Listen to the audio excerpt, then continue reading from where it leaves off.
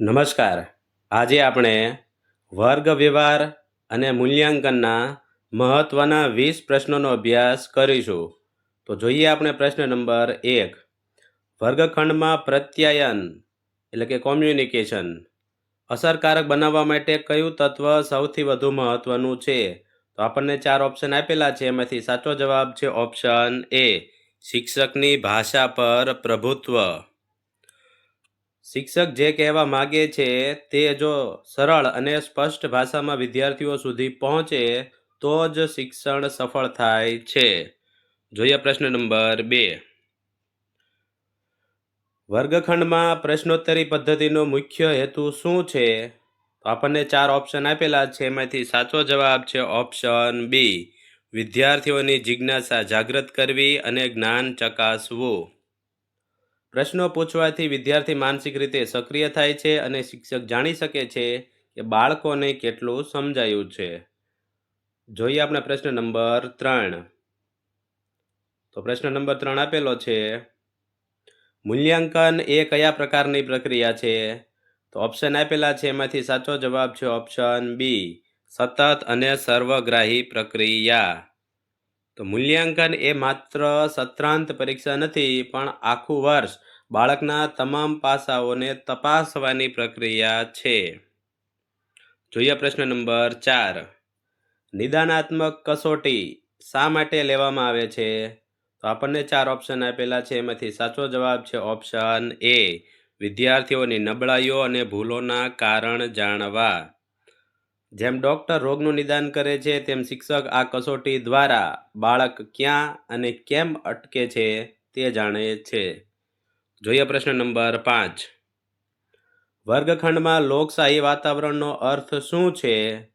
તો આપણને 4 ઓપ્શન આપેલા છે. એમાંથી સાચો જવાબ છે ઓપ્શન એ, દરેક વિદ્યાર્થીને અભિવ્યક્તિની સમાન તક આપવી.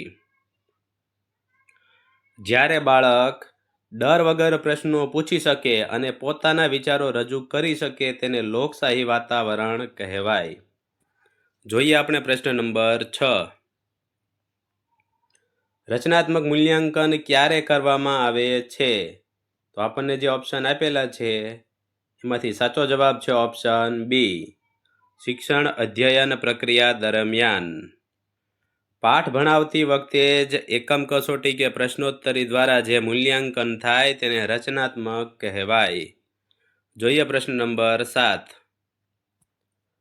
બ્લુપ્રિન્ટનો ઉપયોગ શેના માટે થાય છે?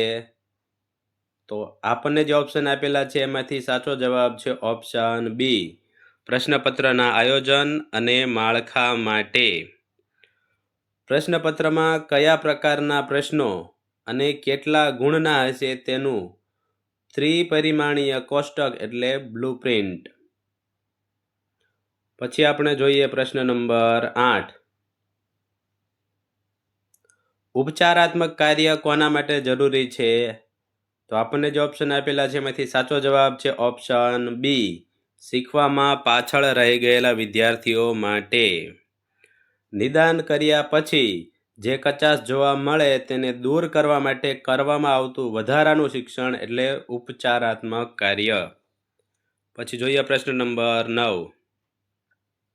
વર્ગખંડમાં અસરકારક શિસ્ત સ્થાપિત કરવા માટે શિક્ષકે શું કરવું જોઈએ? તો આપણને 4 ઓપ્શન આપેલા છે. એમાંથી સાચો જવાબ છે ઓપ્શન બી, અધ્યાપન કાર્યને રસપ્રદ અને આકર્ષક બનાવવું. જો વર્ગખંડમાં આપણે અસરકારક શિસ્ત સ્થાપવી હોય તો આપણે આપણા એટલે કે શિક્ષકે પોતાના અધ્યાપન કાર્યને રસપ્રદ અને આકર્ષક બનાવવું જોઈએ. એટલે ઓપ્શન બી આપણો સાચો જવાબ છે. જો શિક્ષણ કાર્ય મનોરંજક અને પ્રવૃત્તિલક્ષી હશે તો વિદ્યાર્થીઓ આપોઆપ તેમાં વ્યસ્ત રહેશે અને તોફાન કરશે નહીં. જોઈએ પ્રશ્ન નંબર 10.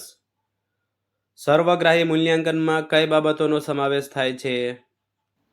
તો આપણને જે ઓપ્શન આપેલા છે એમાંથી સાચો જવાબ છે ઓપ્શન બી, શૈક્ષણિક અને સહશૈક્ષણિક બંને પાસાઓ. સમજૂતી જોઈ લઈએ.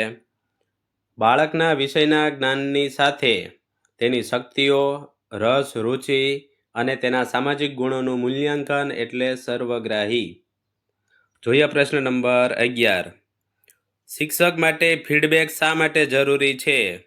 તો આપણને જે ઓપ્શન આપેલા છે એમાંથી સાચો જવાબ છે ઓપ્શન એ, પોતાની અધ્યાપન પદ્ધતિમાં સુધારો કરવા. જોઈએ પ્રશ્ન નંબર 12. વસ્તુનિષ્ઠ પ્રશ્નોનો મુખ્ય ફાયદો શું છે?